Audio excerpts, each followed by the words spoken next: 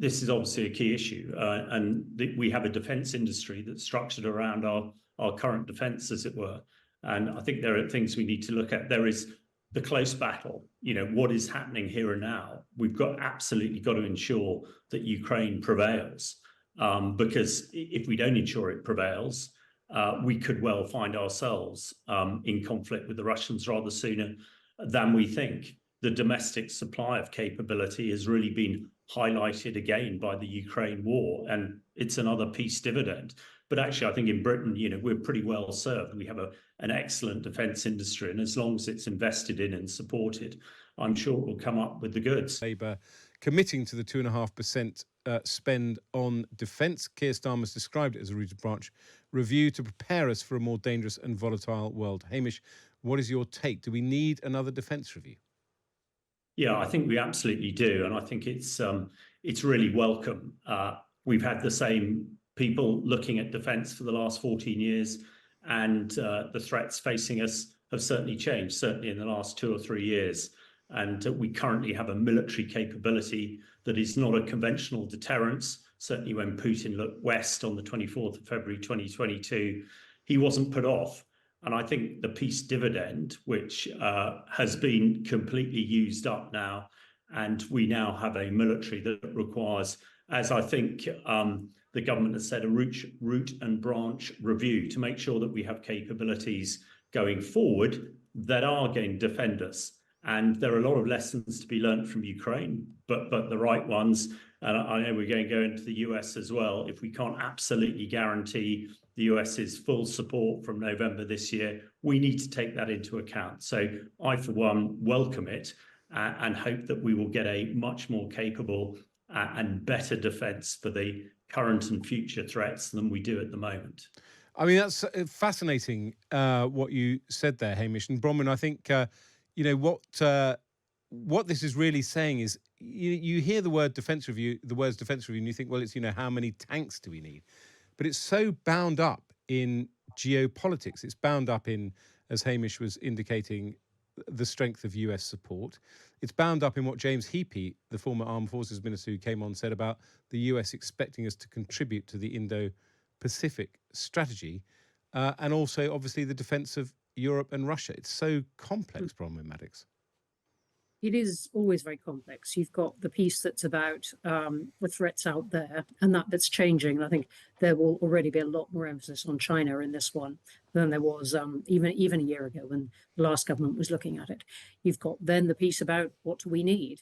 Then you've got what do we have, not right now. And obviously, inevitably quite a gap between those two. And then there's usually a fourth bit, which is why is the stuff that we've bought gone wrong or been too expensive or been late or whatever.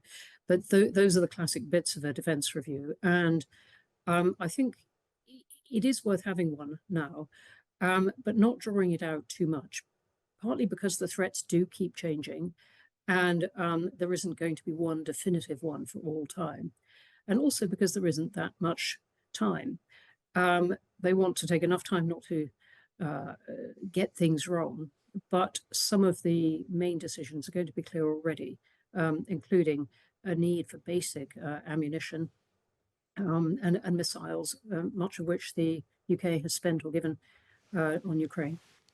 Yeah, that's right, Hamish, isn't it? That the big issue here is kind of procurement. I mean, do we have enough factories making enough, frankly, shells, bombs, drones, in order to keep our supply up to date?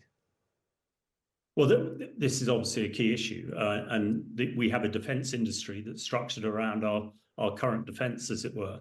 And I think there are things we need to look at. There is the close battle, what is happening here and now. We've absolutely got to ensure that Ukraine prevails, because if we don't ensure it prevails, we could well find ourselves in conflict with the Russians rather sooner than we think. The domestic supply of capability has really been highlighted again by the Ukraine war, and it's another peace dividend. But actually, I think in Britain, we're pretty well served. We have an excellent defence industry, and as long as it's invested in and supported, I'm sure it will come up with the goods. absolutely agree with Bronwyn says. We need to be careful. Things do move very quickly. We've got 2 massive aircraft carriers, which, as a soldier, you'd probably expect me to say, I can't imagine why we spent 10 billion on them.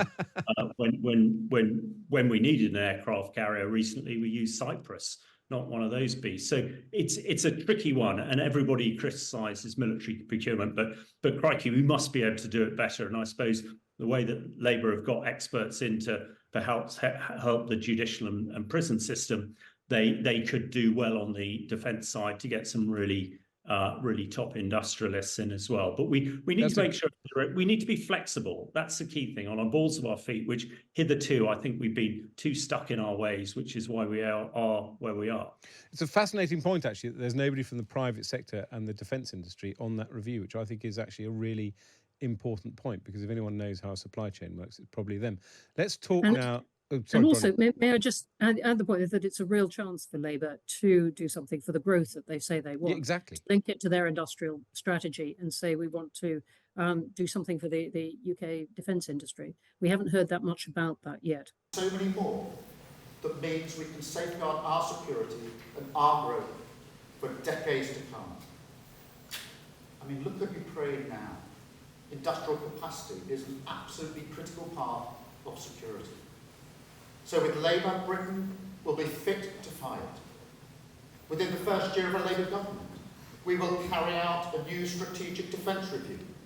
We are absolutely committed to spending 2.5% of GDP on defence as soon as possible, because we know our security isn't just vital for our safety today, it's absolutely central to our success for the future. Our independent UK nuclear deterrent. And when Keir became the first Labour leader for over 30 years to visit Barrow shipyards a couple of months ago to see the nuclear submarines being built, he said this is the bedrock of the UK's national security and the UK's defence. It is the bedrock for the contribution we also make to defending our NATO allies. This is a changed party. The Labour Party is now the party of defence.